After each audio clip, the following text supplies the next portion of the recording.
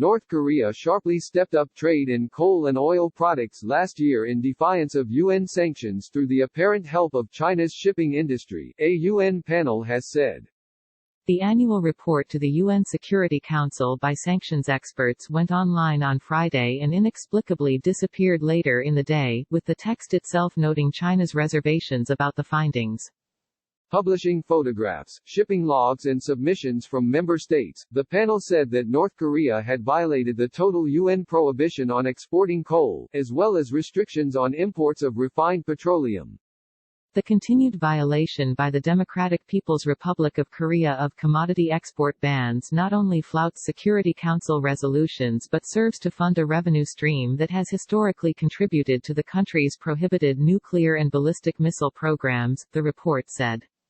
The panel, quoting data from an unspecified country, estimated that North Korea exported 3.7 meters tons of coal between January and August last year, grossing around $370 million.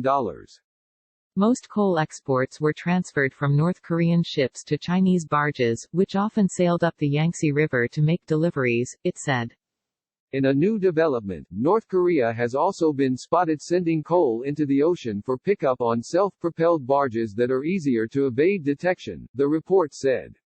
As North Korea's fleet is not known to include such barges, they are likely from China, with 47 shipments from May to August last year directly reaching ports on China's Hangzhou Bay near the economic powerhouse of Shanghai, it said. The report said that the North also far exceeded a UN restriction on importing more than 500,000 barrels a year in refined petroleum. Citing the United States as its source, the panel said North Korea had imported more than 3.89 meters barrels of refined petroleum products between January and October 2019. China is North Korea's primary political and economic ally and had backed UN sanctions out of frustration with Pyongyang's nuclear and missile tests. But Beijing has since called for an easing of sanctions after leader Kim Jong-un froze long-range missile and nuclear test launches following 3 meetings with U.S. President Donald Trump. More recently, North Korea has fired a series of short-range missiles off its east coast, which the South decried as inappropriate amid the global coronavirus pandemic.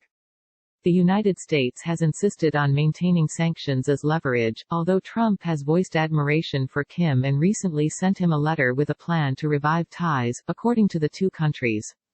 The UN panel in February released a summary of its conclusions, but the more exhaustive report was delayed.